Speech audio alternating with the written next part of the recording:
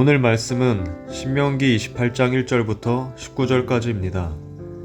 내가 내 하나님 여호와의 말씀을 삼가 듣고 내가 오늘 내게 명령하는 그의 모든 명령을 지켜 행하면 내 하나님 여호와께서 너를 세계 모든 민족 위에 뛰어나게 하실 것이라. 내가 내 하나님 여호와의 말씀을 청종하면 이 모든 복이 내게 임하며 내게 이르리니 성읍에서도 복을 받고 들에서도 복을 받을 것이며 내 몸의 자녀와 내 토지의 소산과 내 짐승의 새끼와 소와 양의 새끼가 복을 받을 것이며 내 광주리와 떡 반죽 그릇이 복을 받을 것이며 내가 들어와도 복을 받고 나가도 복을 받을 것이니라. 여호와께서 너를 대적하기 위해 일어난 적군들을 내 앞에서 패하게 하시리라. 그들이 한 길로 너를 치러 들어왔으나 내 앞에서 7길로 도망하리라. 여호와께서 명령하사 내 창고와 내 손으로 하는 모든 일에 복을 내리시고 내 하나님 여호와께서 내게 주시는 땅에서 내게 복을 주실 것이며 여호와께서 내게 맹세하신 대로 너를 세워 자기의 성민이 되게 하시리니 이는 내가 내 하나님 여호와의 명령을 지켜 그 길로 행할 것임이니라. 땅의 모든 백성이 여호와의 이름이 너를 위하여 불리는 것을 보고 너를 두려워하리라. 여호와께서 내게 주리라고 내 조상들에게 맹세하신 땅에서 내게 복을 주사 내 몸의 소생과 가축의 새끼와 토지의 소산을 많게 하시며 여호와께서 너를 위하여 하늘의 아름다운 복을 여시사 내 땅의 때를 따라 비를 내리시고 내 손으로 하는 모든 일에 복을 주시리니 내가 많은 민족에게 꾸어줄지라도 너는 꾸지 아니할 것이요 여호와께서 너를 머리가 되고 꼬리가 되지 않게 하시며 위에만 있고 아래에 있지 않게 하시리니 오직 너는 내가 오늘 내게 명령하는 내 하나님 여호와의 명령을 듣고 지켜 행하며 내가 오늘 너희에게 명령하는 그 말씀을 떠나 좌로나 우로나 치우치지 아니하고 다른 신을 따라 섬기지 아니하면 이와 같으리라.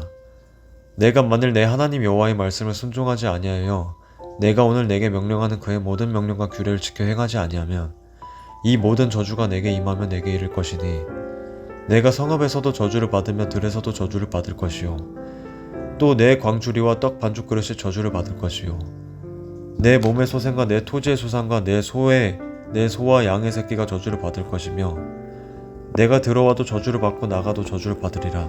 아멘.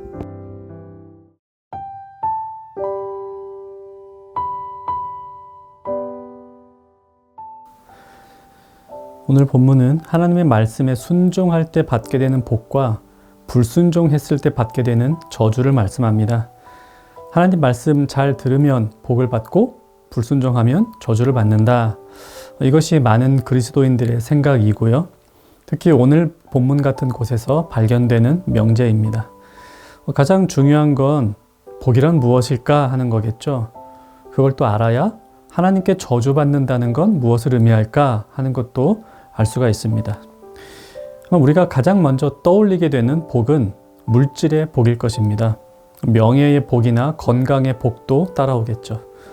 하나님 말씀 잘 듣고 하나님께서 하라고 하는 일들을 잘 하면 이러한 복을 상급으로 주실 거라고 생각합니다. 그런데 앞선 신명기 8장 17절에 보면 그러나 내가 마음에 이르기를 내 능력과 내 손의 힘으로 내가 이 재물을 얻었다 말할 것이라 라고 경고하시면서 물질적 성공과 우리의 공로 사이에는 상관이 없다라는 사실을 이미 말씀하셨습니다. 하나님 백성 중에서도 부자가 있을 수 있고 가난한 사람이 있을 수 있습니다. 높은 곳에 올라가서 일을 하는 이들도 있고 낮은 곳에서 일을 하는 이들도 있습니다. 건강하게 장수하는 이들도 있고 병에 걸리는 이들도 있습니다. 그것은 우리의 믿음이나 우리가 하나님 말씀에 얼마나 순종했는가와는 별개의 문제입니다. 행위의 순종과 돈, 명예, 건강 등을 직접 연결할 수는 없습니다. 하나님 말씀 잘 지켜 행하면 내가 원하는 복이 하늘에서 떨어질 것이다 라는 식으로 해석해서는 곤란합니다. 만약 그렇게 생각하면 우리는 평생 동안 기쁜 신앙생활을 할 수가 없습니다. 왜냐하면 불순종할 때에 저주가 있기 때문입니다. 99일 동안은 하나님 말씀 순종했습니다. 그래서 돈도 많이 벌었고 명예도 얻었고 건강했죠. 근데 그 다음날 하나님 말씀에 불순종하면 바로 저주를 받는 거 아닙니까? 물질도 다 날아가 버리고 직급도 떨어지고 병에 걸리거나 사고를 당하고 이런 식으로 복과 저주의 개념을 생각해서는 곤란합니다. 복이 무엇일까? 저주가 무엇일까? 시편 73편 28절입니다. 하나님께 가까이 함이 내게 복이라. 하나님과 함께 있는 것이 우리에게 복입니다. 하나님께서 나와 함께 하신다는 사실 자체가 복이며 반대로 그분이 없이 사는 것이 저주받은 인생입니다.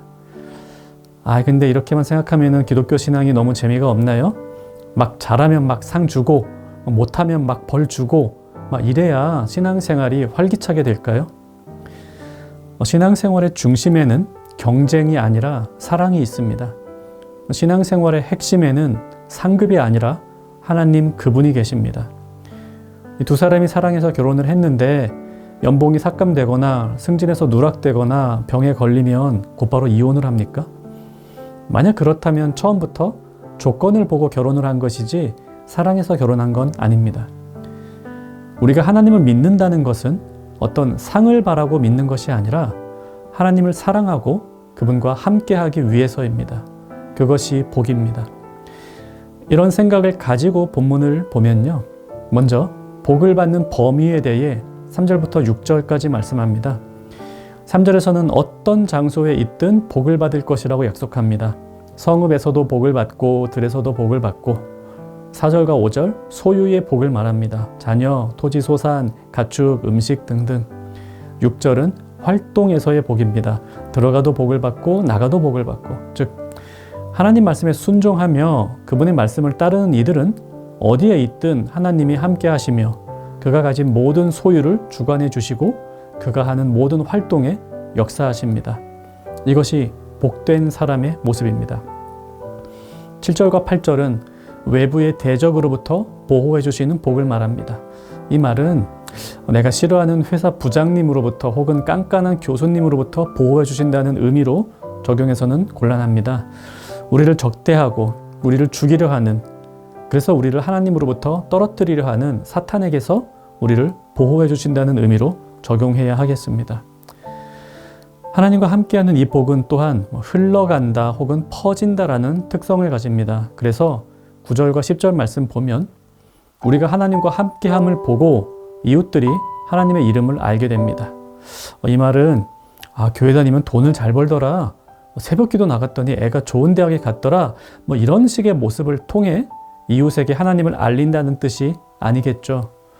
어디에 있든 무엇을 소유했든 무슨 일을 하든 하나님과 함께하며 그분의 말씀을 지키기 위해 살아가는 그리스도인들의 모습을 보면서 세상 사람들도 우리가 믿는 하나님, 우리가 가진 복음에 대해서 알게 된다는 의미입니다.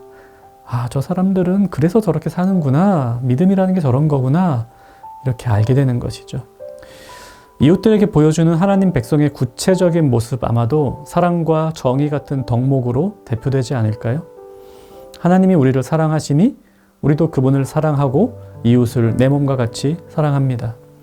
하나님이 정의로우시고 공평하신 분이시니 우리도 그분의 성품을 닮아 그렇게 살아갈 때 우리 이웃의 삶을 통해 하나님의 이름을 알게 됩니다. 요한계시록 1장 3절에서 이렇게 말씀합니다. 이 예언의 말씀을 읽는 자와 듣는 자와 그 가운데 기록한 것을 지키는 자는 복이 있나니 때가 가까움이라. 이 요한이 본 마지막 때와 관련된 계시이죠. 마지막 때에 이 복 있는 사람 또 등장합니다. 가장 마지막 때, 그때에도 물질의 복이 그렇게 중요할까요? 주님이 이제 막 다시 오시는데 연봉과 직급을 따지고 있을까요? 그때는 아마도 건강마저도 뒷전으로 밀릴 겁니다. 이 마지막 때에 누가 복받은 사람입니까? 주님이 아시는 사람이 복받은 사람입니다. 오늘 본문에서도 성경 전체에서도 마찬가지입니다. 우리에게 내려주시는 복은 하나님과 함께함입니다. 우리 말씀 생각하며 기도합시다. 경쟁에서의 승리와 그에 따른 성과 대신 하나님을 더욱 사랑하게 하소서. 또 이웃을 사랑하되 하나님의 성품을 그들에게 보여주며 하나님의 사랑을 전하게 하소서. 오늘 하루 하나님과 함께하는 복을 누리는 청년가족 되기를 바랍니다.